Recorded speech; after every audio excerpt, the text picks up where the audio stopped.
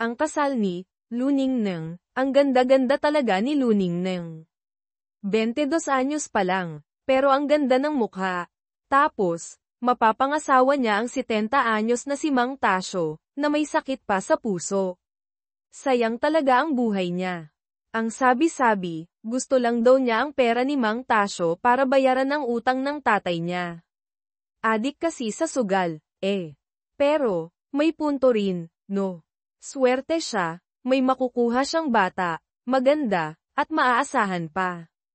Iyan ang mga bulong na narinig ko sa mismong araw ng aking kasal. Ako si Luningneng, 22 taong gulang.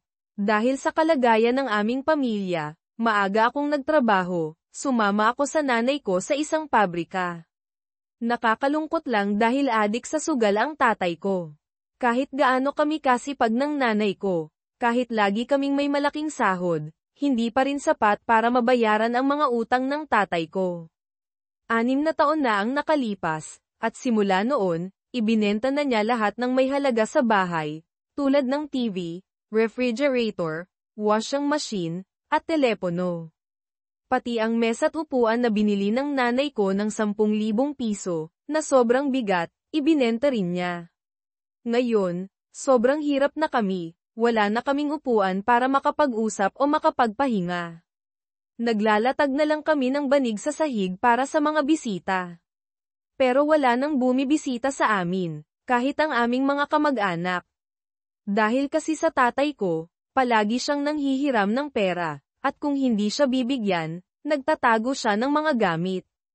Kaya, galit na sa kanya ang lahat, at ayaw nang pumunta sa amin.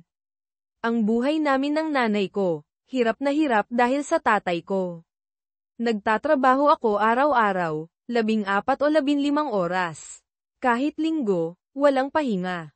Ang lagi kong iniisip, pera, para mabayaran ang utang at matulungan ang nanay ko. Pagod na ako. Pero yung mga kaedad ko na nagtatrabaho, mababa man ang sahod nila, hindi naman sila naghihirap para sa pamilya nila. Ang dami nilang pera na nagagastos. May mga bagong cellphone, motor, at mag-agarang damit. Samantalang ako, hindi na ako nagsasalita. Ilang taon na akong nagtatrabaho, pero nakasakay pa rin ako sa sira-sirang bisikleta. Sa sobrang pagod, nakatulog ako habang nagbibisikleta. Pawisan ako pagdating sa trabaho, at lagi pa akong nahuhuli. Sila, maganda ang damit, magaganda ang sapatos. Ako, sapatos na goma pa rin, at ang damit ko, isang set lang na sinusuot ko buong taon. Hinihintay ko pang pumuti at maging manipis ang aking pantalon. Tuwing buwan, binibigyan ko ng 10,000 piso ang nanay ko mula sa aking sahod para bayaran ang utang ng tatay ko. Dahil sa malaking interes, ang laki na ng utang. Ang natitira na lang sa akin ay ilang daang piso para sa aking personal na gastusin, at sa aking pagkaing pananghalian. Pero, nanghihiram din ang tatay ko. Minsan, sinasaktan pa niya ako dahil nagtira ako ng 600 piso para sa aking sarili. Sinipa pa niya ako, at nagkaroon ng pasa ang aking mata. 1 buwan bago nawala ang pasa. Nakakalungkot talaga ang buhay ko. Yung mga kaklase ko, nag-aasawa na. Kinailangan ko pang manghiram ng pera sa aking katrabaho para makadalo sa kasal ng aking kaibigan. Wala rin akong maayos na damit na maisusuot. Nakakahiya sa aking kalagayan. Sa kasal ng aking kaibigan, pinagtawanan ako dahil sa aking damit. Nagsimula na akong mainis sa aking buhay. Puro trabaho, walang pera, puro utang. Minsan, sinabi ko sa nanay ko na aalis ako, magtatrabaho ako sa malayo. Hindi na ako babalik sa bahay na ito. Ayaw ko na sa buhay na ito. Pero umiiyak ang nanay ko, kaya hindi ko siya maiwan. Dahil kung ako lang, hindi niya kaya. Noong nakaraang taon, nahuli ang tatay ko dahil sa paggamit ng droga. Hindi na siya nangungulit sa amin ng nanay ko. Pero, dumating ang mga nagpautang, at pinilit kaming bayaran ang lahat ng utang. Sobrang laki ng utang, at nagkaroon ng depresyon ang nanay ko, kaya uminom siya ng lason para wakasan ang kanyang buhay. Mabuti na lang at nakita ko siya, Kaya tinawagan ko ang aming kapitbahay para matulungan kami. Dinala namin siya sa ospital, at nailigtas ang kanyang buhay. Pero mula noon, humina ang kalusugan ng nanay ko. Hindi na siya makapagtrabaho. Ang bigat ng pera ay nakadagdag sa akin, habang patuloy na dumarating ang mga nagpapautang para maningil. Ang nanay ko ay may sakit. Pakiramdam ko, wala nang pag-asa ang aking buhay. Isang araw, dumating si Aling Nena, mula sa kabilang barangay. Dumating siya sa aming bahay. Nagtrabaho ako ng maaga dahil konti lang ang trabaho sa pabrika. Nagsimula na kaming kumain ng nanay ko. Nakasarado na ang pinto ng bahay dahil natatakot kami sa mga nagpapautang. Luningneng. Aling Luningneng, nandyan ba kayo? Sumilip ako sa bintana, at nakita ko si Aling Nena. Nay, si Aling Nena po, papasukin po ba natin? Oo, anak, baka may kailangan. Binuksan ko ang pinto. Magandang hapon po, Aling Nena. Bakit maaga kayong natutulog? Natulog pa kayo bago dumating ang araw. Medyo pagod po kasi, kaya maaga kaming natutulog. Kamusta na ang nanay mo? Nasaan siya? Nasa loob po, Aling Nena. Pumasok si Aling Nena. Tinignan niya ang buong bahay. Nako, ang hirap nyo naman. Wala man lang kayong upuan. Nalungkot ang nanay ko. Opo, Aling Nena. Kinuha po kasi ng asawa ko. Kawawa naman kayo. Pagkatapos niyang tumakas, hirap na kayo. Opo, Aling Nena. Pero, may malaking utang pa siyang iniwan. Naku naman, gusto niyo bang mabayaran ang lahat ng utang niyo? Paano naman namin mababayaran yun, Aling Nena? Ang laki-laki na po ng utang. Hindi na nga po namin kaya. Uminom ng tsaa si Aling Nena. Ngayon, may sasabihin ako sa inyo. Nagsasabi sa akin si Mang Tasyo. Alam nyo naman siya, hindi ba? 5 taon nang namatay ang asawa niya. Ngayon, inatake siya sa puso. Matagal bago siya gumaling. Gusto niyang humanap ng makakasama, mag-aalaga sa kanya. Sabi niya, gusto niya si Luningneng.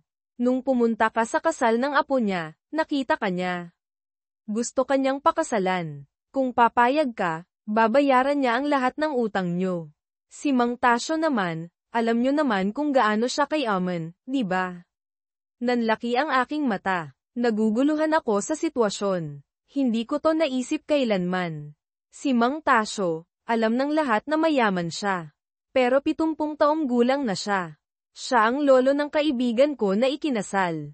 Pumunta ako sa kasal niya, at nakita ko si Mang Tasyo. Pero hindi ko akalaing gusto niya akong pakasalan. Hindi ako nagsalita, pero ang nanay ko, hindi pumayag. Hindi pwede. Si Luningneng ay 22 taong gulang lang. Bata pa siya. Paano niya aalagaan si Mang Tasyo, 70 taong gulang na?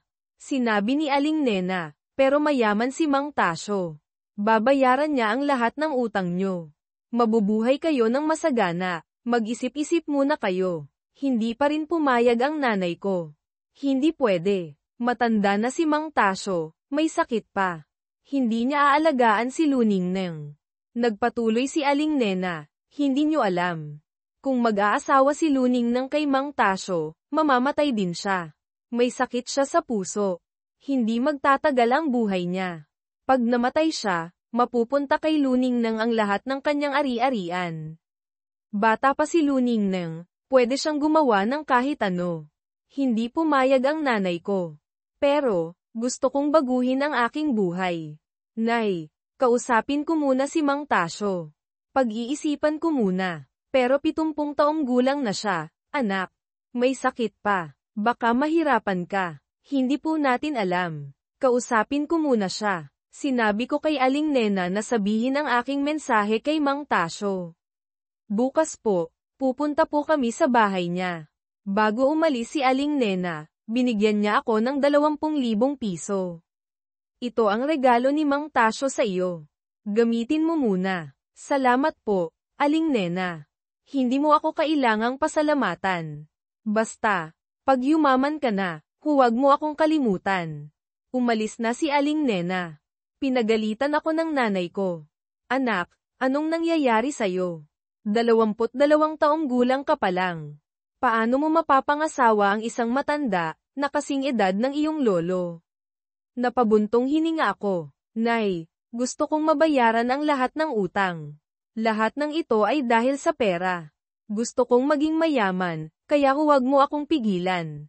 Umiyak ang nanay ko. Anak, gusto ko sanang pakasalan mo si Danding. Pumunta siya dito. Gusto kanyang makilala. Nang banggitin ni nanay si Danding, nalungkot ako. Siya lang ang taong mabait at nagmamahal sa akin. Gusto ko rin siya. Pero, dahil sa kahirapan, hindi ko na naisip ang aking sarili. Pinilit kong kontrolin ang aking damdamin. Pero, Nay, paano natin mababayaran ang utang? Paano tayo mabubuhay? Ang nanay ko, umiiyak lang. Desidido na ako, Nay. Huwag mo na akong pigilan. Pumunta ako sa kwarto, at binuksan ang regalo ni Danding. 2 kamiseta, isang puti at isang rosas. May sulat din. Luning Neng, mahal na mahal kita. Gusto kitang protektahan. Pumapayag ka ba? Umiyak ako. Kung hindi dahil sa pera, masaya na sana ako. Pero, iba na ngayon. Malapit na akong magpakasal kay Mang Tasyo. Ang pag-ibig ko kay Danding ay mananatili sa aking puso. Itatago ko ang mga damit. Sa susunod na araw, ibabalik ko ang mga regalo kay Danding, at sasabihin ko na malapit na akong magpakasal. Iniwan ko ang aking unang pag-ibig. Dahil sa pera. Kinaumagahan, pumunta ako kay Danding. Nagtataka siya. Luning Neng, saan ka galing? Danding, ibabalik ko sana yung regalo mo. Bakit mo ibabalik? Dahil hindi mo ako gusto. Hindi naman sa ganon, Danding. Ikakasal na kasi ako. Nagulat siya. Ikakasal ka na? Kanino? Kay Mang Tasyo. Pero bakit? Kailangan kong bayaran ang utang namin. Kung hindi, hindi na kami makakakain, pero, mahal kita. Bakit hindi ako? Dahil hindi mo kayang bayaran ang utang namin. Kahit ibenta ko pa ang lahat ng ari-arian ko, hindi ko pa rin mababayaran ang utang ko. May ipon ako. Ibenta ko ang aking motor. Tulungan kita. Kaya mo. Kaya ko. Luning Neng, wala kang sapat na pera, Danding. Kailangan kong magpakasal para mabuhay kami. Pero, may sakit siya. Mamatay ka lang sa kanya. Gusto ko rin yun. Para mayaman ako. Umalis ako, at umiiyak na si Danding. Ilang linggo pa, ikinasal na ako. Ang nobyo ko, gumagamit ng saklay sa pagpasok sa simbahan. Tawa ng tawa ang nobyo, pero ang mukha ng nobya, parang walang pakiramdam. Sa mismong araw ng kasal, maraming nagtataka kung bakit ang isang magandang dalaga ay nagpakasal sa isang matandang lalaki na kasing edad ng kanyang lolo. Sinasabi rin ng iba na alam nila kung bakit, dahil sa kalagayan ng pamilya ng nobya. Alam nilang ang nobya ay nagpakasal kay Mang Tasyo dahil sa pera. Kilala kasi ang tatay niya na adik sa sugal, at kung hindi siya magpapakasal sa mayaman, hindi nila mababayaran ang mga utang. Ang kasal ko at ni Mang Tasyo ay medyo kakaiba at nakakatawa. Alam kong hindi ako gusto nilan. Sa paghahanda pa lang ng kasal, tumutol na siya at sinabing nagpakasal ako kay Mang Tasyo dahil sa pera, para lang makuha ang kanyang kayamanan, at hindi dahil sa pag-ibig. Kaya naman, iniiwasan ko siya, at nanatili lang ako sa aking silid. Si Mang Tasyo, pagkatapos batiin ang mga bisita, ang kanyang mga kamag-anak ay sabik na umalis at pumunta sa kanyang silid. Nagsimula siyang magkomento kay Nando, "Nako, kailangan mong mag-ingat sa paglalakad, Mang Tasyo. Huwag kang mag-alala, anak, malakas pa ako." Sabi niya, "Naiintindihan ko na ang hirap mo. Mag-ingat ka, at baka ikaw ay matamba." "Salamat, anak," si Mang Tasyo, dahil sa uminom siya ng kaunting alak, medyo lasing. Nanginginig ang kanyang mga kamay. Dahil sa atake niya sa puso, bagamat gumaling na siya, mahina pa rin ang kanyang mga kamay at paa. Nahulog siya at nadapa. Nawala pa ang 2 ngipin niya. Ang kanyang mga kapatid ay nagmamadaling nagdala sa kanya sa ospital. Ako naman, dahil tulog, hindi ko alam ang nangyari. 11:00 ng gabi, nagising ako. Hindi ko nakita si Mang Tasyo, kaya bumaba ako sa sala. Walang tao, nakauwi na lahat. Ang asawa ni Lan ay tulog na nakahiga sa sofa. Si Lan naman ay wala. Kakausapin ko lang si Nando, at nakita ko siyang lasing na lasing, hindi maganda ang hitsura. Kumusta ka, Luningneng? Ang ganda-ganda mo, dapat, di ba, ikaw ay tawagin na, Ginang. Luningneng. Nagsasalita pa siya, at nagagalit ako sa kanya. Kung sa tingin mo ay hindi ka sapat, tawagan mo ako ng, Nando, tumahimik ka, bakit, Luningneng, maganda ka, bakit nagpakasal ka sa matanda? Siya ay matanda at may sakit. Anong maaari niyang gawin? Nagalit ako, kaya sinabi ko, wala kang pakialam kung ano ang gagawin ko. Siya ang asawa ni Lan, at siya ang apo ni Mang Tasyo. Kaya, mag-ingat ka sa iyong mga salita, o pagtatawanan ka ng iba. Nilapitan niya ako at may masamang tingin. Kung sa tingin mo ay may kulang sa iyo, sabihin mo lang kay Nando. Tutulungan ka niya, ikaw na may siraulo. Lumayo ka, sinabi ko, at sinipa ko siya palayo. Sa oras na iyon, pumasok si Lan. Nakita niya kami. Galit ang kanyang mukha. Anong ginagawa niyo? Nakita ni Nando ang kanyang asawa, at pumunta siya sa kanya. Mahal, nandito ka na. Napakagaling mo. Pagkatapos mong bumalik, gusto mo ba siyang gawing asawa? Galing mo, mahal, nakita mo na. Hindi pa ako tapos. Saan ka pupunta? Hindi ka pa tapos. Siya ay mapagbigay. Hindi ako kailangang manghingi ng tulong. Siya ay mas mahusay kaysa sa iyo. Kahit na sinabi mo, paano mo iintindihin? Tumahimik ka, kung sinasabi mo sa akin ang tungkol sa iyo, ano ang iyong pagiging seryoso, huwag kang magsalita ng ganyan, nagsasalita ako dahil nakita ko. Ikaw, di ba ang naghahanap ng away sa akin? Ako ang asawa mo. Hindi kita gusto, kung hindi mo gusto, ano ang ginagawa mo? Tumahimik ka, ngayon, tandaan mo, dapat mong bantayan ang iyong asawa. Huwag mong hayaang gumala, nakakainis, ikaw ay napakasama. Huwag mo akong ganyanin, nagsimula kaming mag-away. Huwag kang gumawa ng masama sa akin, o sasabihin ko kay Mang Tasyo na palayasin ka. Huwag kang mag-alala, hindi mo ako pag-aari, hindi mo ba ako pag-aari, sa kanyang paningin, ako ay walang kwenta, at wala akong pakialam. Ang mahalaga sa akin ay pera ni Mang Tasyo, ang kanyang mga sasakyan. Hindi ako interesado sa iba pang mga bagay na nakakapagod. Si Lan ay hindi nakipag-away, kaya umuwi siya sa kanyang silid. Sa sala, pinakinggan ko ang galit ni Lan sa kanyang asawa. Maya-maya, ngumiti ako. Mula ngayon, mananatili ako rito. Kailangan kong hanapin ang away sa kanya at sa kanyang asawa para mapasaya ang bahay. Sa aking pagpunta sa itaas, nagulat ako na hindi ko nakita si Mang Tasyo. Paano na ako ngayon? Wala nang ibang paraan, kaya pumunta ako sa silid ni Lan para tanungin kung saan pumunta si Mang Tasyo. Pagdating ko sa pinto, nakita ko si Lan at ang kanyang asawa na nag-aaway. Nanunood ako mula sa labas kung sino ang mananalo. Noong una, galit na galit si Lan. Sinampal niya si Nando. Ikaw na walang kwenta. Ako ay babalik, at ikaw ay nauna na sa kanya. Huwag kang magsalita. Ikaw ang nanguna, kaya sinampal ko. Nagalit si Nando, at sinampal niya si Lan. Ikaw, hayop ka. Ginagawa mo sa akin ito. Nanunood ako sa labas. Lan, tanungin mo. Sinabi ko sa kanya. Nahiya siya, kaya hindi siya sumagot. Anong nangyari kay Mang Tasyo? Kalimutan mo. Nasa ospital siya, nagsimula na akong umiyak, kaya nagbihis ako at tumawag ako ng taxi para pumunta sa ospital. Ang buhay ko kay Mang Tasyo, hindi ko alam kung paano sasabihin. Pagdating ko sa ospital, tinanong ako ng doktor. Pupunta ka ba sa kanya? Ang tanong na iyon ay ikinagulat ni Mang Tasyo. Ikaw ang asawa. Tama, ang asawa ko. Wala nang masama, di ba? Hindi ako nagulat. Sinabi ng doktor, binigyan ka niya ng puso, di ba? Alam ko. Sinabi ko. Paglabas ko, Sinabi sa akin ng doktor, mag-ingat ka. Umupo ako sa tabi ni Mang Tasyo at tinanong kung anong nangyari. Mag-ingat ka sa paglalakad. Wala akong pakialam. Mahal, hindi ka ba pagod?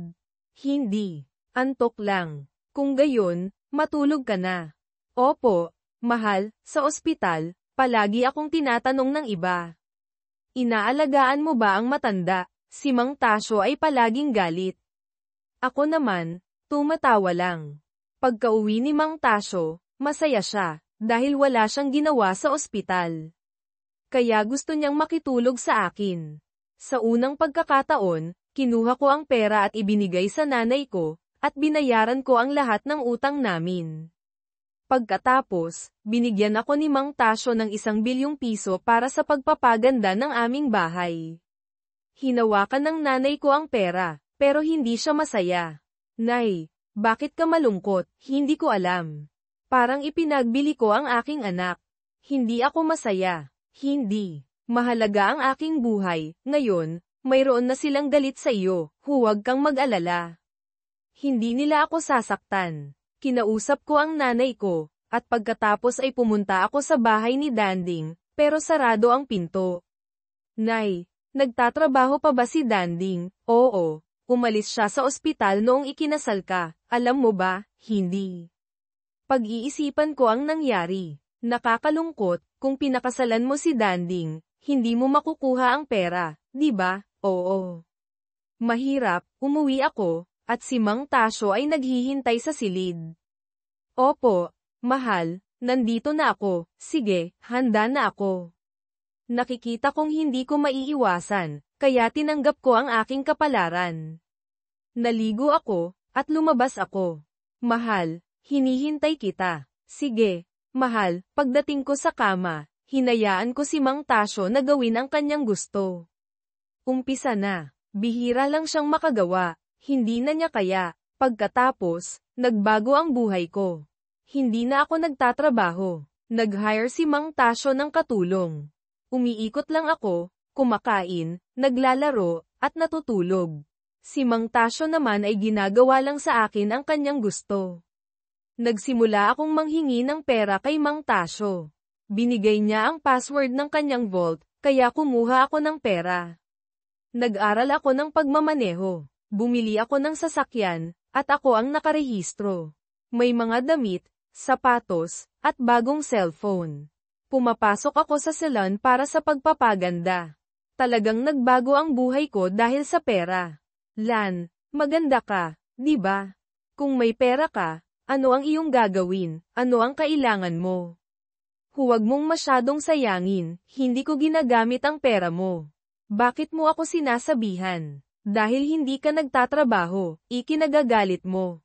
Hindi. Nagsimula na silang mag-away. Si Mang Tasyo, binibigyan lang sila ng 10 milyong piso bawat buwan. Pinagtratrabaho niya ang mag-asawa, para mabuhay, at dapat nilang sagutin ang kanilang sarili. Kaya, lalong galit silan. Mang Tasyo, bigyan mo ako ng 50 milyon, ano ang iyong gagawin? Gusto kong magbakasyon. Bakit? Kasi, wala kaming pera. Ano ang ginagawa mo? May 2 tao pa na nagtatrabaho, pero wala pa rin kita. Mahirap, huwag ka nang humingi pa, ikaw, kaya mong gumastos ng daan-daang milyon, pero hindi mo kami tutulungan. Huwag mo akong ikumpara. Ikaw ay iba. Mang Tasyo, dapat mong protektahan ang iyong apo. Ako ay nagtatrabaho para sa iyo.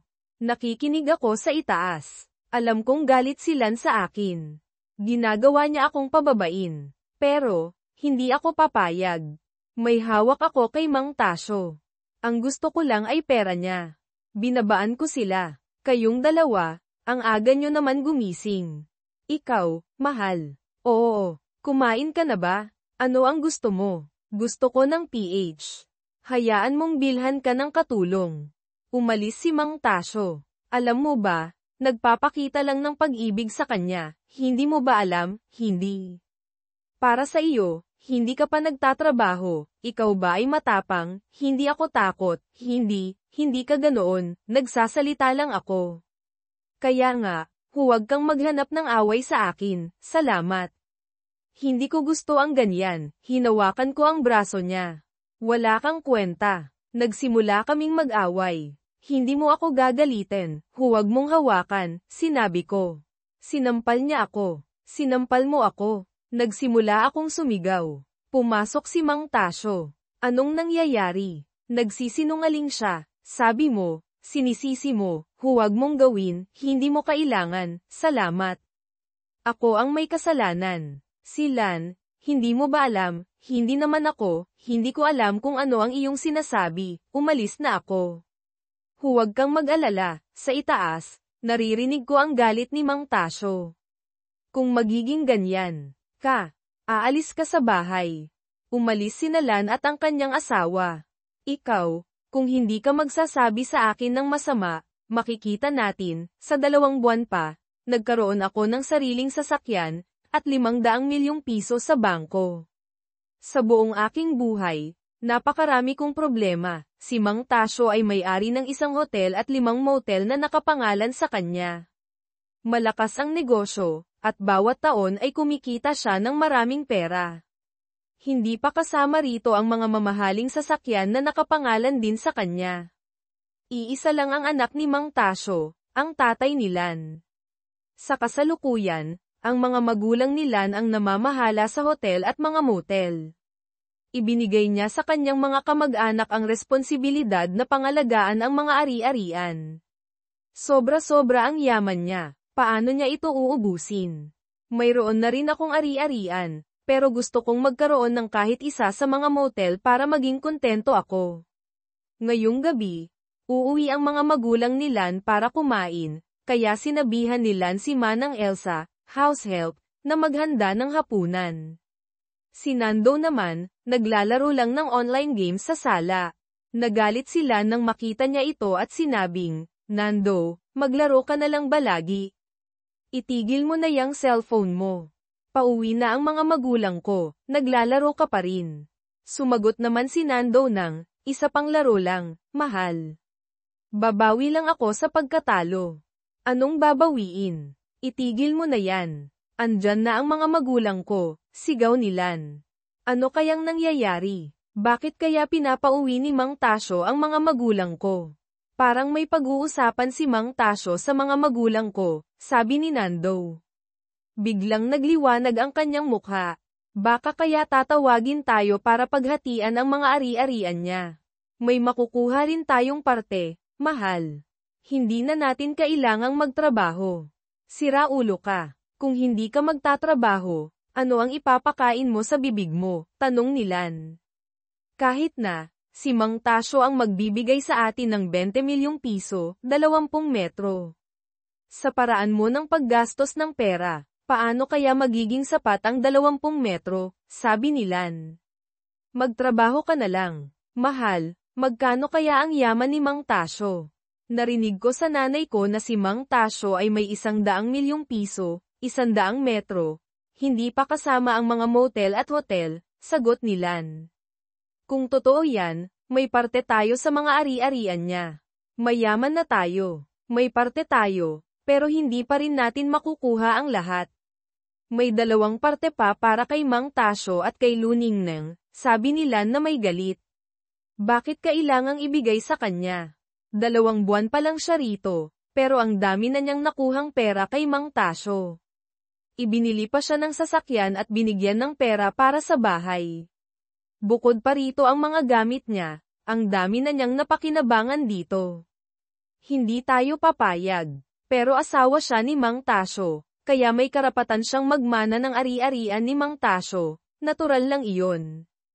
Alam ko yan, pero galit ako sa kanya. Hindi ako papayag na mangyari iyon. Hindi ko siya hahayaang kumuha ng ari-arian niya, sabi ni Lan. Paano natin gagawin yan, habang nakatira pa siya rito? Nakikinig ako sa itaas. Narinig ko lahat ng pinag-uusapan ni Lan at Nando. Ngumiti ako. Si Lan, gustong kunin ang mga ari-arian ni Mang Tasyo. Kung ganoon, ituturo ko sa iyo ang paraan. Kung anong nararapat sa atin, makukuha natin. Kaya, huwag ka nang mag-alala. Pagkarating ng mga magulang ni Lan, hinayla ni Lan ang kanyang nanay para kausapin. Nay, bakit kaya tayo pinapauwi ni Mang Tasyo? Tanong ni Lan. Hindi ko alam, sasabihin ba niya sa atin kung paano paghahatian ang mga ari-arian niya, Nay? Hindi ko alam. Tanungin natin siya mamaya. Maayos ba kayang nakatira si Luningnang kay Mang Tasyo? Hindi. Gusto niya lang ang pera ni Mang Tasyo. Mayabang siya at hindi namin gusto ang mga ginagawa niya. Hindi ko akalain na ganito siya. Oo, sinasabi niya sa akin yun, Nay. Bukod rito, pinagbantaan pa niya ako na itatapon niya ako sa bahay ng asawa ko. Alam kong may masama siyang balak, Nay. Anak, nagkamali si Mang Tasyo sa kanyang pagpili sa kanya. Nay, hindi niya dapat ibigay sa kanya ang mga ari-arian niya, hindi siya karapat-dapat doon. Tingnan natin ang sasabihin ng tatay mo. Malalaman natin sa kanya. Kumain kami, at pagkatapos ay umupo kami sa sala para mag-usap. Sinimulan ni Mang Tasyo ang usapan. Pinatawag ko kayo para mag-usap tayo. Ano po yun, Mang Tasyo? Tanong ng tatay ni Lan. Napapagod na ako sa pagpapatakbo ng hotel at mga motel. Gusto kong ipasa kay Luningnang ang 2 motel para tulungan kayo. Siya naman ay walang ginagawa sa bahay. Tumutol kaagad si Lan at ang kanyang mga magulang. Mang Tasyo, hindi kami napapagod. Maraming taon na rin namin pinangangalagaan ang mga negosyo mo. Sabi ni Lan, ayaw naming mag-hire ng ibang tao para makita lang si Mang Tasyo at mag-alaga sa kanya. Mayroon na si Manang Elsa. Bukod riyan, si Luningnang ay pwedeng manggalaga sa motel at mag-alaga kay Mang Tasyo. Hindi pwede. Kung pupunta si Luningnang sa motel, wala nang mag-aalaga sa'yo. Huminga ng malalim si Mang Tasyo. Lahat ng nakikinig, kabilang ang kanyang sariling mga anak ay ayaw ng plano.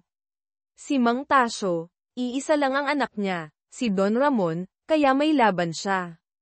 Kung si Don Ramon ang tumutol, mahihirapan si Mang Tasyo sa mga desisyon. Muli, bigo ang meeting.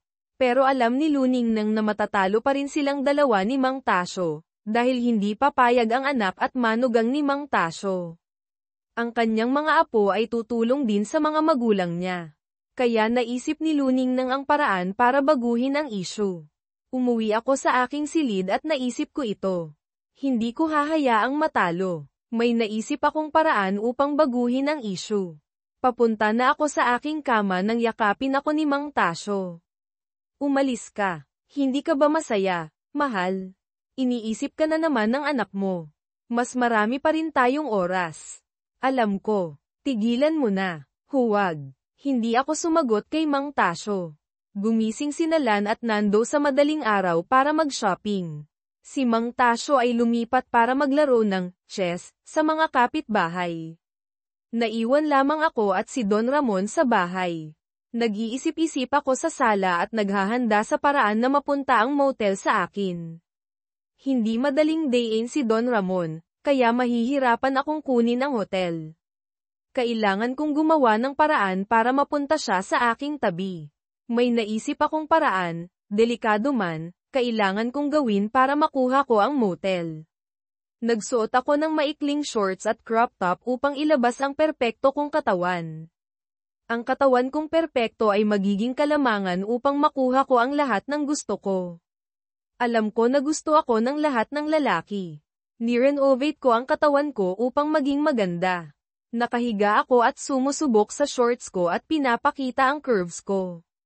Gumamit ako ng cellphone at naghintay kay Don Ramon na bumaba. Kung hindi ko madadaya si Don Ramon sa pera, gagamitin ko ang katawan ko, na alam ko ang magpapatalo sa mga lalaki. Nakita ako ni Don Ramon habang nakahiga. Nahihiya siya sa nakita niya. Hindi ka ba nakikipaglaro kay Lan ngayon, mahal? Hindi. Pagod ako. Saan nagpunta si Mang Tasyo? Naglaro ng chess, kasama ng mga kaibigan. Nakakahiya. Ikinagulat ni Don Ramon nang marinig ang aking isinagot. Hindi ba dapat na maayos ang pagtrato sa iyo? Ano ang iyong problema? Ano ang sinasabi ni Mang Tasyo? Hindi naman sa masama si Mang Tasyo. Siya ang naging dahilan upang mawalan ako ng kasarian. Paano ako mabubuhay ng ganito? Habang sinasabi ang mga ito, Nakita ni Luning nang na gustong ipakita sa kanya ang lahat ng gusto niya mula rito. Mahal, huwag mo ngang sabihin sa akin ang mga yan. Mang Tasyo ay hindi makakagawa. Bakit siya maghahanap ng asawa? Naghahanap lang siya na may mahahawakan. Ipinapakita ko sa kanya ang katawan ko at ginagawa ang lahat ng kaya ko upang maging maganda at sexy. Ngumiti ako at sinabing, ikaw ay magaling at malakas. Maniwala ka sa akin. Magiging sikreto ako. Mabuti. May isang bagay na nahulog sa silid. Ikaw ay magiging kahanga-hanga. Nang nag-usap kami, hawak ko ang maganda kong katawan at niyakap. Sinasabi ko sa iyo ang totoo at alam kong magaling kang humalik. Binuksan ko ang lahat ng isinara sa aking katawan. Magiging mabait ako sa iyo, kung gusto mo. Nakatingin ako sa kanya ng may pagmamahal, nang halikan niya ako at isinara ang pinto. May nangyari sa katawan ko at napatawad ako sa lahat ng ginawa niya. Sa susunod na umaga, nang gustong gawin ni Don Ramon sa akin, na may gustong makakuha ng motel, nagpa-oo ako sa kanya. Okay, ipapahintulot ko ang gusto mo. Mahal, huwag mo akong sasaktan. Si Don Ramon at ang kanyang asawa ay hindi makaalis sa mga salitang sinabi ng misis. Hindi nila alam na masisira ang kanilang tahanan sa loob ng isang araw. Nagalit din silan. Bakit? Hindi sumagot si Don Ramon at ngumiti lamang. Gustong saktan ni Luning nang sila. Lumingon ako kay Lan at sinabing, inaayos ko ang mga tao, hahayaan kitang makita sa lalong madaling panahon kung gaano ako kasama at kung ikaw ay mali. Nang matapos ang pag-uusap, nakuha ko ang motel. Dahil kay Don Ramon ay nakamit ko ito. Sinabi ko, ako ay masaya.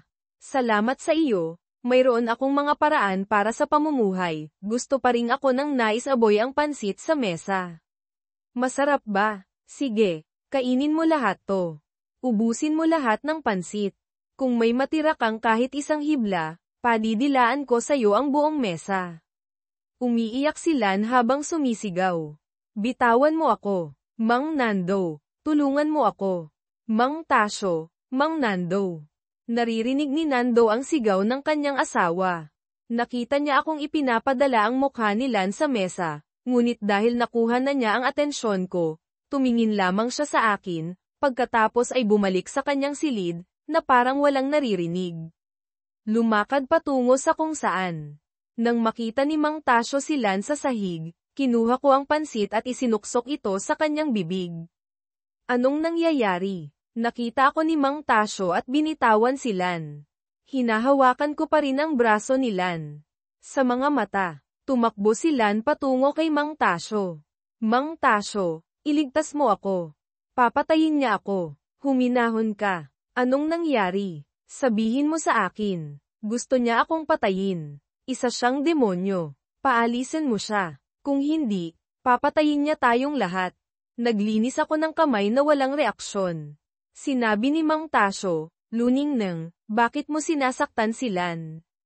Kailangan mo siyang kausapin at sabihin mo sa kanya kung paano mo gustong gumawa. Huwag mo siyang sasaktan. Umupo ako sa mesa at sinabi, kung hindi mo alam ang kwento, huwag mo akong sisihin.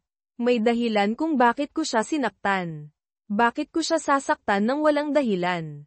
Umiyak si Lan. Mainit ang mukha ko. Gusto kong lumayo sa'yo. Ikaw ang dahilan kaya ang balat ko ay magiging hindi kaaya-aya. Mang Tasyo, ano ang kailangan kong gawin upang gumaling ako mula rito? Kailangan kong tulungan ang apo ko. Sinabi ko, huwag mo akong sisihin. Hindi ako magpapadala ng 3 set, para sa akin, na may magandang mukha. Mang Tasyo, mali ba ang ginawa ko? Tinitigan ko si Mang Tasyo sa mukha at sinabing may ginawa ba akong mali. Umiyak ako at pinagalitan si Lan. Napakamasama na nakikita ang pagtrato.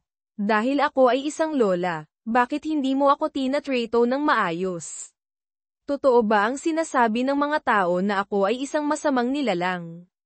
Mang Tasyo, sabihin mo sa akin ang totoo. Lan, nagkamali ka at sinaktan mo ang aking asawa. Mula rito, tumigil si Lan sa pag-iyak, at tumayo upang sabihin kay Mang Tasyo na siya ay isang masamang tao. Sinasabi ng aking asawa na hindi niya ako susukwan. Kailangan kong maging mabuti. Mang Tasyo, tumigil ka. Tinitigan ako ni Mang Tasyo at binigyan ako ng senyales na magpahinga ng mahaba.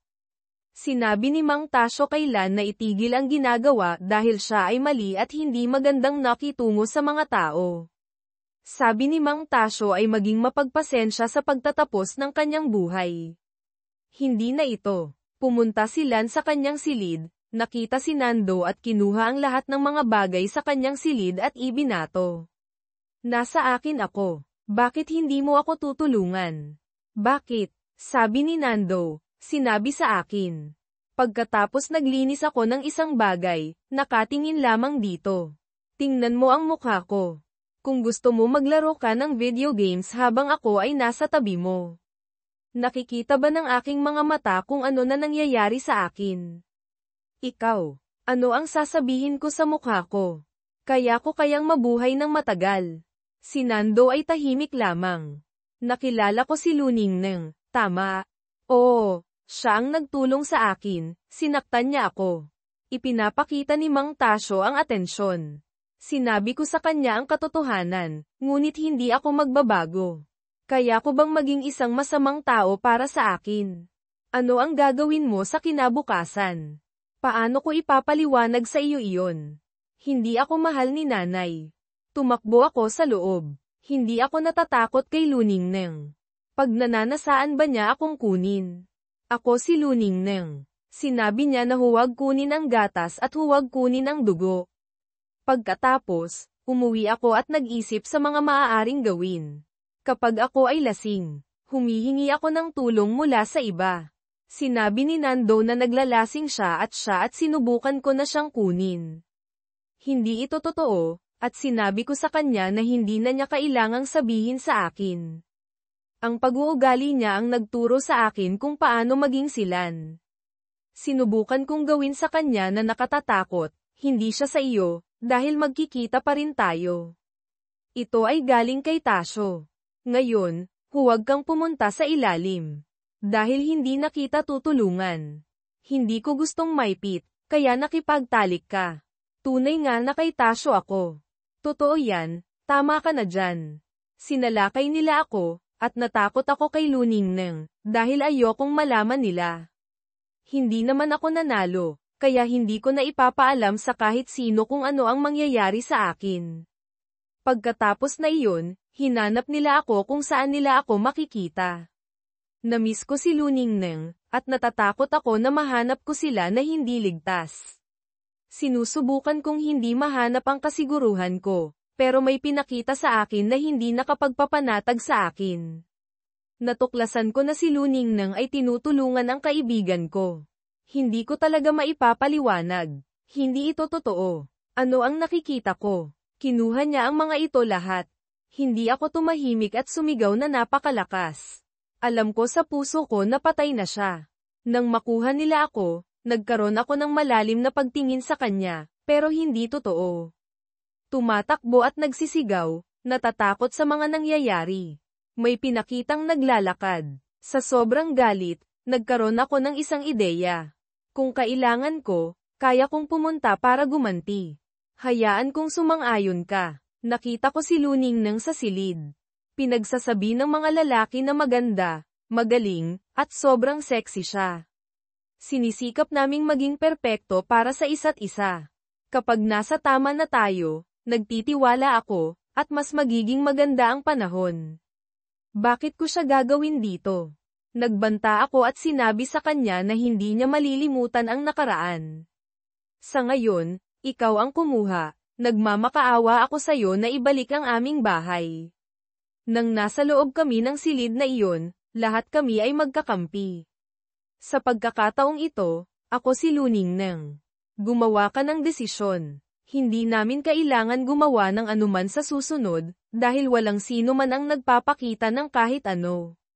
Sinabi niya na hindi niya kailangang magbigay sa amin ng kahit ano. Kapag sinabi niya na tutulungan niya kami, natakot kami, kaya hiniling ko sa kanya na magpaalam na. Naipit si Lan, kaya hindi siya makagalaw. Natakot siya sa nangyari sa kanya at hindi ko alam ang sasabihin. Ngayon naman, hindi na alam ng nakaraan kung ano ang sasabihin. Ngayon, lahat ng kanyang ginagawa ay tahimik lamang at hindi na bumabalik. Nakaramdam kami ng galit, alam ang pagbabalik niya, ngunit ang totoo ay hindi namin kailangang mag-alala tungkol kay Mang Tasyo na wala na. Nagsimula si Luningnang na magmana ng lahat ng pag-aari ni Mang Tasyo. Ang lahat ng pag-aari, tulad ng mga hotel. Hindi ito sa nakaraang taon. Mabilis kong ginawa ang aking mga bagay. Gusto ng lahat ang mga bagay ko. Ang huling laban na kailangan kong malaman ay si Luningnang. Siya ang humahawak ng kapangyarihan sa pamilya. Ito na ang pinakamatindi kong hamon. Ngayon, mas marami pa tayong nakukuha, at kami na ang magpapasya. Nagtipon-tipon at nag-usap-usap kami. 5 kami, ako, asawa ni Mang Tasyo. Si Don Ramon, si Aling Huling, anak at manugang ni Mang Tasyo. Si Nalan at Nando, apo at manugang ni Mang Tasyo. Sa ngayon, si Mang Tasyo ay may mahigit 100 na bilyong piso, PHP, at 5 lote na nagpapakita ng mga lote nila Don Ramon at Aling Huling. Si Nalan at Nando ay mayroon na ring mga lote. Ang lote ay binigay namin kanila. Kaya hindi namin itataas ito sa mga issue. Sa 5 motel, 2 sa motel na iyon ay naibigay na kay Luningnang, 1 sa mga hotel ay ibinigay na kay Don Ramon. Ang natitirang mga ari-arian, katulad ng motel at pera, ay dapat ilagay sa pangalan ng mga ari-arian ni Mang Tasyo. Ginagamit na ni Mang Tasyo ang kanyang kayamanan bilang proteksyon sa kanyang puso, ngunit namatay rin siya. Kaya dapat hatiin ng may paggalang ang natitirang pondo at ari-arian. Gusto ni Nalan at Nando ng motel at bahagi ng lupa. Nagsalita kaagad si Lan sa pulong. Si Luningnang at ang mga magulang ay mayroon ng lahat ng pag-aari. Si Nando at ako ay gusto po sanang ibigay sa amin ng magulang ni Luningnang ang lote at motel. Pagpasensyahan ninyo. Sumang-ayon si Huling. Tama ka, anak.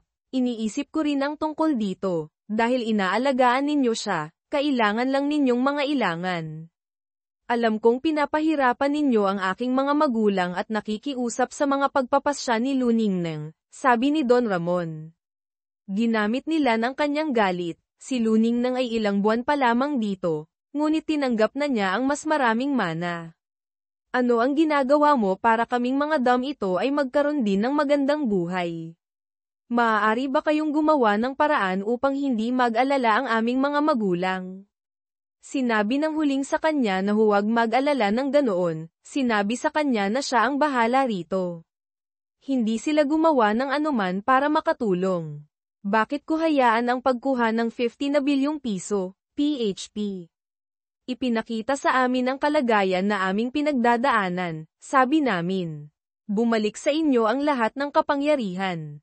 Hindi ninyo ba alam na kung sino ang pumasok sa aming pamilya na nagtatago ng ari-arian, siya ang dapat sisihin? Kailangan ba akong mag-hire ng pulis upang malaman kung sino ang pumatay kay Mang Tasyo? Para malaman ko kung sino ang nagpapasaway. Nakaramdam ng takot si Lan at hindi ko alam kung paano tatayo. Hindi nagpakita ng anumang emosyon si Huling. Hindi. Sinasabi mo ba na mayroon kaming ginawang masama sa anak ko? Ipinakita ko na ang galit niya na dapat sundin, pero ginusto niya ang anak. Tumingin ako kay Don Ramon. Anong mangyayari sa anak ko? Nakaramdam ng takot si Lan at umiyak. Natakot ang kanyang asawa kaya natarante siya. Hindi ako humihingi ng kahit ano pa. Tama ba na makiusap ng tulong mula sa mga magulang ko at kayo ang magdesisyon kung anong mangyayari sa amin? Hindi namin kaya ang desisyon kung saan kami nanggaling. Kami ay galing kay Tasyo at malalaman na namin ang aming kasalanan. Binabalikan ko ang pangalan ko sa mga bata at may mga sakit. Sa ngayon ay natigil ang sakit ko. Dapat kang tumigil. Napagod ako sa nangyayari at nagdesisyon akong umalis. Lahat ng nangyari, kailangan kong maging makatarungan dahil doon. Kung paano nagkukwento ang istorya. Alam kong nasaktan ko siya. Sinisisi ko siya. Hindi na ako nagtitiwala. Sinasabi ko sa aking katawan ang malapit sa akin. Ito ay nasa tamang lugar. Luningneng, mayroong gumawa ng katulad sa iyo. Kapag humingi ako sa iyo ng isa pang pagkakataon, nakatingin ka na ako. Nakatingin ako sa iyo. Hayaan mo akong gawin ang tama. Patawarin mo ako. Hindi ko sila pinahintulutan na makarating sa mga lugar. Gagamitin niya ang abogado para malutas ang isyong ito, baka pagkatapos nito. Tumawa ako, at binantayan ang galit nila. Sa bawat sandali, ito ang nais nila. Sa isang madaling araw, nakatagpo ko si Don Ramon para lumayo. Si Don Ramon ay hindi maaaring matulog. May gagawin ka bang abogado? Hinabol. Tumawa. Luningding. Gusto mo ba? Nais. Kung. Sa kabilang dako sa malapit. Hindi. Siyam. Maaaring ako pagkuha sa kanya. Ngunit kung malaman niyang natulog ka sa akin, papatayin niya ako. Kung ganoon, kailangan ko ang 50 na milyong piso, PHP. Naiintindihan mo ba? Paano ba ang mahirap na ito? Hindi ko alam kung ano ang gagawin. Kung ganoon, sabihin ko na lang kay Huling. Agad akong pinigilan ni Don Ramon. Huwag kang gumawa ng ganyan. Huwag kang mag-alala. Itigil mo na iyan. Hindi ka pa magkakaroon ng 50 na milyong piso, PHP. Itigil mo na iyan. Sumang-ayon ako sa kanya at hinawakan ang mukha niya.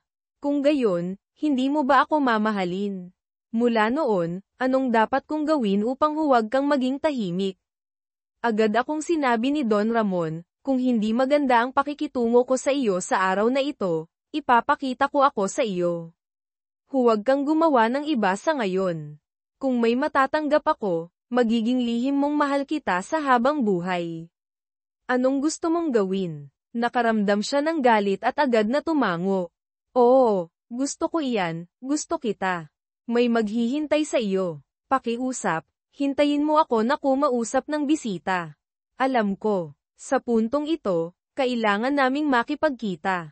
Sa kung ano ang gusto mong kainin, sabihin na lang sa akin. Habang kausap ko si Don Ramon, lumabas si Huling. Don Ramon, gumising ka na, nakikita ko na tumatawa sa akin. Nagpapasalamat ako sa iyo. Nakalimutan mo na ang dapat na gawin. Nagbigay ako ng mga banta at sinabi sa kanyang tumigil. Hindi dapat ako nandito. Kung may kailangan kayo, tulungan na lang ninyo ako. Si Don Ramon ay sinabi kay Luningneng na, iyon ang isa. Aasa ako sa iyo dahil kailangan ko. Hindi namin inakala ng malakas. Kung nagpapanggap tayo na lumipas sa atin, sasagutin tayo. Sa katotohanan, kung natutulog ka sa akin, dapat kang maging maayos na tulungan mo ako. Napatunayan ko ito. Pagkatapos naming lumabas, ito ang pag-uusap ng 50 na bilyong piso, PHP, kay Don Ramon. Iniisip ko kung pagkatapos ay mayroon kang mga gamit dito. Ibinigay ko kaagad. Ngayon wala nang mas marami sa ngayon. Hindi niya sasabihin sa akin. Sa iyo. Dapat. Hindi. Aking itinatangi ikaw. Pinahahalagahan. Mayroon ng karahasang nangyayari. Wala na dapat. Umuwi si Mang Tasyo sa hapunan kasama ang kanyang ina. Pagkatapos ng shower at gumawa ng maliit na pagbabago. Gagamitin natin itong magbigay ng katapusan sa lahat. Nandito na siya. Kumusta ang lahat? Hindi niya isinara ang cellphone, ngunit nakita. Humihingi ng tulong dito. Sasama ako sa iyo. Gusto ko talagang gumawa ng isang pangako sa iyo. Sa bawat sandaling makarating ako sa gabi, mayroon akong bagong sandali. Pinili ko sa iyo, magkakaroon tayo ng dalawang tao, magkakaroon na rin tayo ng pag-uusap. Malapit na akong matalo. Ikaw ang susunod na makukuha ng taong kilala. Nakikita na nakasakay at natatakot. Hayaan na ako. Binibigyan. Huwag sa kalsada. Maaaring iyon ay lahat ng iyon. Pagod ka na ba sa pangako ng aking galit? Umiiyak ka, mahal. Nakatanggap ka. Sinaktan ang puso. Napakagaling. Sinisiraan ako at may gumagamit ng napakasamang isip. Masyado na. Kung ginawa ko ang lahat ng kailangan kong gawin, makakatanggap lamang ako ng mas masama dito kaysa sa dati. Ako lang, ano ba ang mali sa akin dito? Napalakas ang lahat at malala ang lahat. Malapit ka na sa akin. Gagawa kami ng isang bagay na tama. Sa iyo. Pangalan. Tayo nang. Ikaw. Maaaring ako. Masama. Sa hindi inaasahang pangyayari. Gusto bang magbigay ka sa katotohanan? Nilikha niya kami. Luningding. Mahal kita. Humawak ang araw. Natitiyak ang araw. Ibinigay mo ito sa kanya. Salamat sa inyong lahat dito. Sinakop ng buong pamilya ang aming mga puso.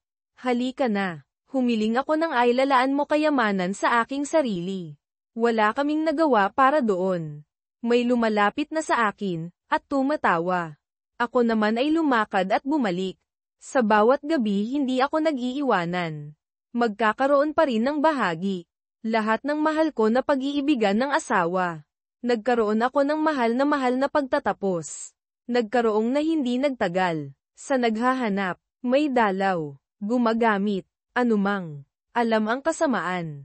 Isasara. Nag-iisip sa naghihintay sa iba ang natitirang halaga. Na may naganap kay Tasiyo. Silan, sa mga ito lahat. Nakikita ni ay nanay. Hindi naman. Dahil mahal kita. Mahaba. Kung nagkaroon na ng malaking. Luningneng. Nagbantaang, tumigil na. Pagkatapos magtagal, tumawa naman ang ibang may mga. Baka, ito, huwag ninyo itong gamitin. Ito nga ay may kayamanan. Nagtatawa ito sa puso, hindi nakalimutan si Tasiyo, at sa isang mayayaman na kinuha galing kailan. Ito, at wala nang. Sa mga iyan, ako. Para sa, ang aking minamahal ang aking mundo sa iyo, at makakauwi. Ang magagaling sa akin. Baka ay gumawa. Ako ay gumigising. Kailangan kita. Mula sa mahirap ng pagkasundo, ang mga tao ay si Luningneng naman, dito ang nakakaano lang dito. Lahat at sinimulang lumikha, at may kakayahan ang aking siyentipiko. Malaki naman ang nagawa. Kontento ako sa nakakita mo pa. Aking at walang nagpapahalaga sa pagkuha namin ang salamat sa iyo. Kapag may nagwagisa, ang sa iyo na sa buhay. Hindi mahalaga na maghintay para makakita sa. May nakita ko doon. Tasyo, ito ang mahal na mahal ko. Sa totoo ninyo hindi ninyo ako naririnig. Hindi naman kayo. Hayaan naman. Hindi ako lumiliko. Hindi kayo lumiliko. Pagkatapos magtagal, sasabihan ko na. Nagkakaroon kayo ng magagaling, o kailangan kita. Kayo ay mas napakaganda at masaya. Hindi. Ang katotohanan magkasama. Pinakakita niya sa akin ang sarili na lumalayo sa kanya. Sa araw na iyon, nakilala ko ang araw-araw dito. Hayaan kayo dito ako pinakaharapa. Lumilito sa akin. Para sa iyo, mayroon pang malalaking maghahanda. Ang lumalayo ay si Don Ramon. Na isinulat na siya. Nais, at makarating at mayroong matulog sa itatangi ko po, para mas matagal, at mga katotohanan na ako po siya doon. Alam ko na may mahaba naman para sa paglipas sa iyo. Na ang mga gabi ninyo mga pinakakarating na nagbabago kung gumuguhit kayo. Kayo dito pinakamasasama, hindi na lumalayo, malapit na kayo sa amin sa iyo magkasama. Para magluto, magsama sa iyo. Sa naglalagay ng sa iyo. At nakikita namin. Pagpapasalamat ka sa akin. Tumigil, hindi sa iyo gagamitin ang aking kong. Ang mga totoo ninyong pag-uusig sa may gawa kayo at gumagabay. Hindi naman. Hayaan maging malinaw. Pinalampas ka niya sa aming paraan. Isinusulat ko na, hindi dahil ako ay may mali. Kayo kay, sa iyo dahil sa, oo, ng mga iyan at mga, na sa iyo. Isinasama ako. Malalaman ang nagkakayaang, alam namin. Hindi kayo makakakuha kung ano. Nagpatawa ng matagal magiging hindi ang iyong ay lalaan ang naglalago. Gusto pa kami. Sa aming malaking sa amin lahat nangangailangan. Mayroon din naman. Ang pagtahan ko. Ngayon nga, ako, nagsakay nga ng aming nakikitang para sa. Mayroong, kayo, sa kinalalagayan. May sa atin tumututol sa kanyang ginawa sa.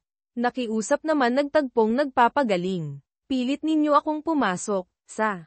Iginuguhit na. Mula sa gustong, kapag nilalayo ka ba? Anumang magtataguyod, pinaglilingkuran, ganyan kayo mas, naang ako at magaling. Nang dahil na lamang sa akin. Ilan nga ang sa matatagpuan ninyo, ay lumabas. Itinatago naman ako, malungkot ang totoo sa iyo. Hindi, ngayon ang araw. Hindi ninyo ako lalakad. Nagsusulat na gawa mula sa aming may, at mga kasigurado sa aking, kung sa gumagawa, magsama, nais ng isa, maaari kang, gumuguhit naman po, nagsisimulang sa amin na malikon. Sa iyong magpahinga naman ako. Hindi po, ibinuhos, binabanggit ko naman, nang dahil nagkakaroon lang po naman. Iyon pong paglalimitan ako, hindi nagkakaroon ng, naging kaibigan. Hindi na lamang gumagalaw, magsisimula namang ako po siya. Nakapapamumutawi ako naman, nang dahil nilikha, maaari kong hiling na gumawa na matitiyak kayo ng, hayaan ninyong maging, tinig. Hindi sa ating lahat itinatanging. Ako, hindi ko nararapat na mas. Siya tumatanggap kayo ng magpahayag. Nakakainang din naman, nilalalo ka. Anumang natumitiwalag, sa iyong mayroon ako, masisi kami sa. Ibon naman ang nagdadahil. Pagwawari ninyo ng at magkarating. Tumpak, gusto ko ba na magiging? Ang kayang ibibigay ninyo na iyong ginagawa na may tumitibok. Alam kong ang pagiging ikaw magkaroon. Ang magdadaanan naghabilin. Alam ko pa naman ang sa aking pangangailangan. Ang mga nakikita ko naman at mayroon po bang nakarating kayo? Gusto, 100. At kayo, kayong matapat. Ang nililikhaan hindi kayo. Sa amin na siya naman. Kung hindi sa kailangan ng aking at nagtatapos. Kung ginawa ng ikaw nang nararapat kung ganyan may gagawin naman ang katotohanan. Mayroon akong hindi, iyo lang. Sinabi kong sino man ay wala. Iyo na lamang ipapasa na. Ngayon ang sino man, mga pagiging. Sa amin. Kung hayaan niyong may mga hindi. Ito po kayo. Ikaw kayo sa ating dalawa. Nagmumunikati kayo at sa iyong ay latag. Nito, sa iyo. Pag-uugali sa iyo, na nilagyan. Galing sa ganoon siya po ginuguhit ang malayo. Iyong mga ipinipinta na naman siya ang itatanong kayo at masisiyasat kung saan ang mayroon naman sa katangian. Mahal kami. Mahal namin itatago kami. Sa ating dalawa. Bakit? Pagsisigurado ang may pagiging ng gumagawa. Ang sa kanya may nagkaganon ba kayo? Hindi nga sa akin natatakot, may sa akin kayo hindi. At ay lalakad. Gusto niyang. Ngayong kayo. Wala kayo. May pag-ugali sa kanyang nakikita. Sa aking kinagagalaan sa kayo. Sa nakikitang kami, sinasabi na namin sa akin na. Hayaan. Hindi. Nakikita kayo sa ginawa. Ibig naming hindi namin. Dito kami may sinoman kami. Ating ito. Ang mga salita ng pag-amin din. At may natitira sa akin na ang ililiko. Matinding sa kanyang sarili hindi makakita ng katotohanan sa kayamanan. Mula sa mga pagpipinta namin ako, ay nakaraan mula kay Aling Luningneng. Nakasisilaw na kami na, nakikita at nang itatawag ko na ba kami na may mga, ay nag-isip kung kami at hindi at nang ang gawa ko sa ang kayamanan niya. Hindi rin sa, kung may ano sa amin. Ako naman magdadating kayo na ginawa naman ako dito. Ating makikita at sinisiraan. Pagpasensyahan ninyo na magpalamipas naman ba niya ng at may sa amin dito at sa iyo, na magtaguyod mula sa nagpapatukoy na gumagana. Akin pong sinisiraan na, makuha ang natitira ng kinakayalan. Kung, ngumiti lang siya naman sinabi naman po niya. Aalis ka na lamang ng kung kami na may hindi kaya siya ipinagkaloob ng mayroong pangmaynang siya. Dahil, nang may gawa ay may ililibing ginto ng matatagpuan. Kayo nakikita, kayo ay ang naguguhit, at sa satin kayo may. Sa kanyang ginagawa naman po. Ikaw po, magtagal po nang maghahabilin sa nagagawaan niya. Magsasawa na iyong sa. Kayo magkaroon. Mayroon ng pangangailangan na naghahanap ng. Kayo. Anumang na kami sa kayo at maglilingkuran sa iyo. Hindi ninyo. Tinitigan. Sa aking dahil. gusto at iyong, sa atin, ang iyo, ikaw, sa iyong makakamtang, hayaan ang ating sa kanila ipapamana ng nilapitan. Ikaw ang ginagawa niyang, kung tumututol nag-alinlangan, maghahawak na wala siya ng, sa naghahanap na ng pag-uugali. Kayo ng ating ikaliliwanag na dahil nilikha na niya. Kung itong naglalayo kayo na may aking, sa ganoon ang sinasabi na, hindi kami magiging nararapat na at pagpapakita ng sa iyo na naman hindi nagkararapat. Kay ganda niya ng pangangailangan ginagabayan, mag-alinlangan, at nakapakinang kami, ay pagpapakita naman, at iyong sinimulang gumawa na tumitiyak at gumagabay. Tumahan magpapasalamat sa atin magbabahagi kami. Hindi kayo na lang. Pumapatotoo ang ating sinabi ko na, ang nagmula nagmamasid. Ang itinatago naman ko kayo, nagbibigay po ng. Ang nagmula na makahanap, ay makitang magtataguyod. Mahabagin itong hindi makalayo niya. May tumatiis kayo sa ang aking. Sa ganoon ako sa amin sa nasinulat. Mayroon kayo na nilalamangan ng kaleswan. Nakakawiling nag-iisip ako kay gawa ako na, nagbabalik kayamanan. Sapagkat nang gumagawa ng, tumutugon ako na sa, binibigyan kami ng pagkakatao na sinabi niyong narating kayo. Nang iyong tumutuklas na sinundan, ano itong hindi? Maaaring sinasabi siya, hindi may ilaan ko kayo sa aking, na, ako at magtataguyod. Pinagtumihan nagbibigay, at sa iyo na aking iyo. Gusto kong kayo kung, iyong kinalaman po ng dahil hindi. Nasaan ang kayo at sa iyo binibigyan ako kami ng naang alam ko.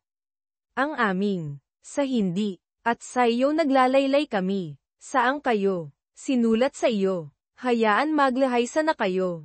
Tinatago at ginagawa sa iyo na nilalaanan sa iyo po. Iyo, nagbabahagi, hindi nagdadahilan hindi, sa inilalayan ay itatanong. Mula sa ganoon na ang inyong nilikha niya at naghahalinong. Itinatago ang sa amin ay nang luningneng. Para sa sinakay ako, mula sa iyo sa ngayon. Ano ang inyong ginagawa dito? Sa iyo ang sa amin ay ng pangangailangan. Gusto, kung mata mo, sa magkakaloob ikaw at ang amin naman hindi. Malayo po nang nailagay.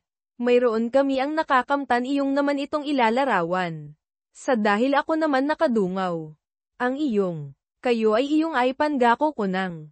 At malayan kami na, sa, wala nakikita sa akin. Tahanan, may at kayo, magkakaroon ng inyo gagamitin sa, kayod-kayod. Kay abangan ng ikaw ang mga kailangan kayo.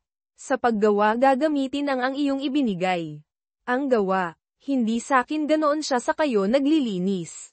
Bago kami, ang aking gumagalaw, kayo hiling gumagawa, ang ay lalaban.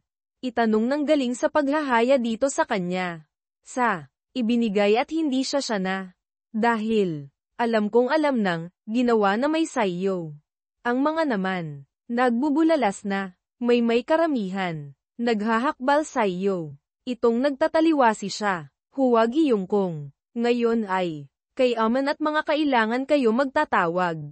Sa kanya sanang sinisimulan ng, kay human galing naglalaroan, naging sinabi at nagtatapos ko nagpatalaak, malaya anuman, sa kanya at, sa iyong ito niya na niya alam sa, kung saan sa kayo, anumang sa akin kayo may aking ko na, hindi ako, kayo lumalayo, kung saan ito iyo malalaman, hindi, sa amin, at kayo ang, maanot, matutunan, na kung ano sa, at wala na. Kung kayo na sa akin kung ano at nakakaano ka ng ikaw kayo ang at kayo. Banal ang matatagpuan kung kami sa amin nagkararamdam. Hindi ka nagbibigay ang kayo. Pagniniwala, anuman nilalapitan na naman kung ganoon sa nag-ibig. Isinusugo hindi nararapat na, kung may, magtataguyod iyong, tingnan, gusto sa nagtatago kaya gagamitin. Kung at magsisisi ang nagpapataliwasi. Baka at magtatapat at matatagpuan. Iyo kung kayamanan. At ibig. Hindi nagpapatibukin sa katotohanan. Sa iyo po na naglalagay.